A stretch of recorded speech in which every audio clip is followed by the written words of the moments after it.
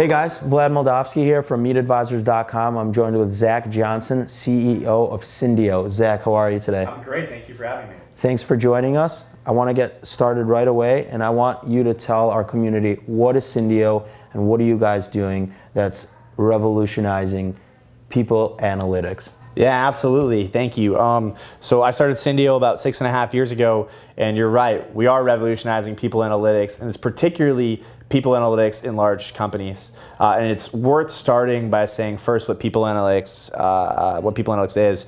People analytics is how large organizations are measuring their employees and how they work together to become more efficient and more like startups, right? So when you think about why you're on this site and not going to get a job at an IBM or Deloitte or one of those, it's because startups are cool in that they can react really fast to the outside environment, right? A new customer pops up who has a new need, you can get it done. A new competitor pops up, you can out-compete them. Big companies though, they're slow, they have bureaucracy, they're fast. And that's because there's so many people working for them, they don't even know who they have, what they're doing together, et cetera. So what Syndio does is we go in and we measure those employees, and not just employees as individuals, right? Their age, their pay grade, their tenure. We go beyond that. We actually measure their relationships. Who do you trust? Who do you get advice from? Who inspires you? And by getting that information from all the different employees in an organization, we build a network. And when you have that network, we can analyze those relationships and figure out who are the influencers, the change agents, the leaders, the innovators, the folks who really make an organization tick. So we sell software that does this, from data collection to analysis to presentation of results. And what it allows our customers to do is they're buying three things. They're buying agility, they're buying visibility, and they're buying parity. From an agility standpoint, if you know who your go-to people are, your change agents, your leaders, et cetera, you can get things done faster. Makes a large company feel a lot more like a startup. From a visibility standpoint, we can tell you which employees are the folks who you absolutely can't afford to lose. People who, if you fire them by accident or you don't compensate them enough, they're going to massively destroy how communication and work gets done in the organization. And trust me, in every company, it's like 20% of the people do 80% of the work. It's nuts. And the third thing's parity. So it's employees giving praise and rating their peers as opposed to your boss just saying, well, like, Vlad, you seem like a pretty cool dude, but I like your coworker better, so I'm going to give you a low score. It's much more objective in that it's crowdsourced by everybody, so no one person can mess up your scores. It's interesting. One thing that you said that kind of stuck with me is these large corporations, they have so many freaking people, and it's hard for them to measure who's actually effective because no one's keeping a finger on the pulse. And earlier today, I had one of my associates come up to me and he said, hey, I'm writing an article, for a large publication. He said, why do corporations, need entrepreneurs? And I told him, I said, because entrepreneurs in a lot of cases think agile and are agile. So everything you're saying is kind of really interesting because a subject matter expert is aligning well with, my thoughts and then other people's thoughts here. Walk me through your story. How did you stumble across Syndio? You mentioned that you were at Northwestern, you're just a student, you're working on a communications degree. How did you stumble into people analytics? Yeah, so I started in rap and hip hop, which is totally different than enterprise software. But what was fun was I was working, and this was in the early days of Facebook, and like not the earliest days, but this was like when Facebook was open to everybody, but there wasn't advertising yet. So it was still like a pretty pure medium, and you could game it a lot more. And we were doing work, I wound up taking a class with a professor at Northwestern and learning about social network analysis. So how do you measure relationships? And I took it because my friend Jordan Looney was like, hey, he was a rapper I was working with. He's like, hey, take this so you can make me famous. And it was really funny. We showed up for class the first day, and I was like Hermione Granger the whole time. I was like, this is awesome. It was one of the first classes I ever really was super compelled to like sit through and listen to in college.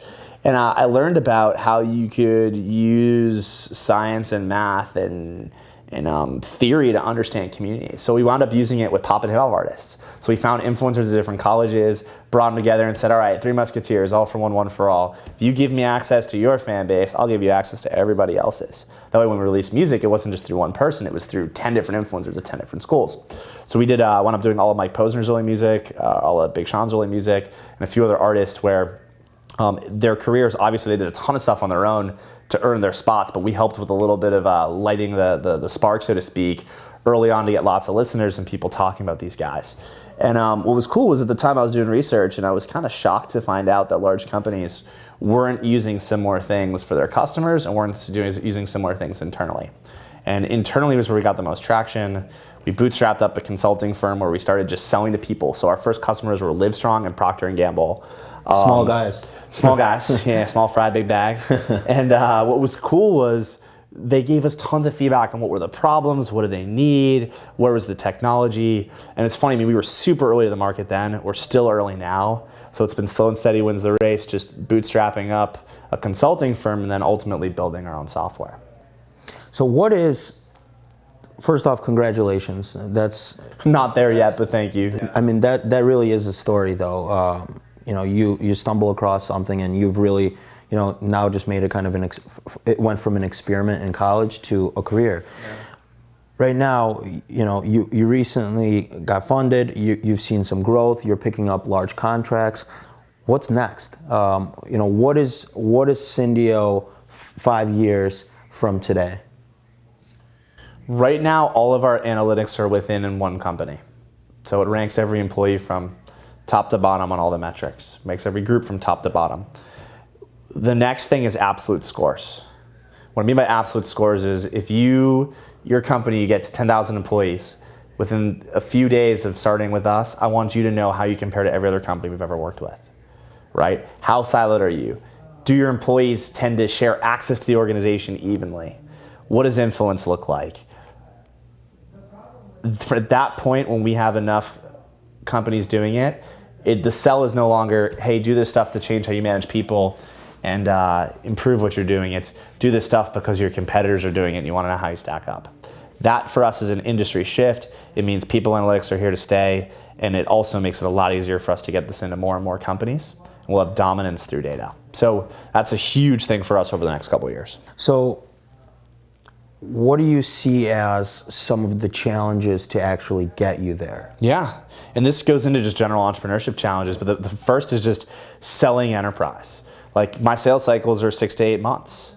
I'm selling to companies that aren't used to having to work with a startup where maybe I only have 6 to 8 months of cash if I'm lucky to keep the company alive, right? So it's 2 different organizations working on 2 very different timelines with 2 very different views of resources. So that's challenge number 1. Challenge number 2 is being ahead of the market. It's not like I go into a company and they have a line item budget for, network analysis, people analytics tools. No, you have to go in and convince them to appropriate funds from something else or to ask their boss or their boss's boss. So we have to be ventriloquists for our customers. Like our favorite people in the world are the people who stick out their neck for us every day to try our stuff because they think it's going to make their company better. And those people are they're unbelievable. And one of our biggest judges of our success is how well our customers do in their organization once they've deployed our work. So we've had a customer who's just made a CIO recently. We've got a customer who got Employee of the Year in a 70,000 person organization. They're rock stars and studs. We want people who, when they stick their neck out for us, we want them to have the best possible results. So here's my last question to you, and it just came to my mind with your last thought, but you have organizations, they're your customers, and then there's these employees who are shining, who are kicking ass, who are getting promoted for things that they were never really recognized for. I'm an organization, I just bought from Syndio. What is success? How do I measure success as a company? How do I go back to you and tell you, hey, I got my ROI. Yeah. You guys are great. I'm recommending you to everyone. So for the employee, he has his win, his metric is he just got promoted. And the companies. What's for the company? So there's several, and it depends on what it's being bought for. So we help a lot with change, we help a lot with talent management, et cetera. Usually the tool pays for itself in a few days by just helping them keep a couple employees from leaving. There's always 1 or 2 employees who are ridiculously valuable, almost impossible to replace, that we figure out are like on the fence about leaving because they're underappreciated. Instantaneous ROI, and we usually find many more than that. Secondly, it's time. So we've helped companies, one company we helped shave about a year off their product to market timeline. It's a massive amount of time when you're talking about, because big companies fighting each other, it's like naval warfare. and you have to be in the right position when the time comes because you can't move fast enough. So we've really helped by shaving like a year off here, 6 months there, a couple months here. So them looking at their average project and product time cycles, we help a lot there as well. So time and then that visibility piece. It's great. Well, Zach, I very much appreciate your time today. It's been really great, hearing more about Syndio. Before we sign off, one thing I like to ask, thought leaders, entrepreneurs who come and speak with me, what's one piece of advice, you would give to our community based on what you have learned in your 6.5-year journey? One piece and one piece only. Just be scrappy and tenacious. Every person I know who has built a business, who's built a reputation for getting stuff done, it's because they're literally tireless when it comes to doing it. And you're gonna have good days, you're gonna have bad days, you're gonna have days where you feel like you can take on the world, and you're gonna have days where you're like, we feel like we've done nothing so far. But it's the folks who are like, let's pick up the phone to solve a problem as opposed to sitting around and hoping for it to solve itself. Those are the folks who build great businesses. And there's always someone who knows an answer. There's always a way to get more money. There's always a way to figure something out. And the people who don't take no for an answer over a 10-year period, those are the people who wind up building the skylines in cities like this. Awesome. Well, Zach, thanks a lot for your time. I My really pleasure, appreciate man. it. Thanks a lot. Absolutely.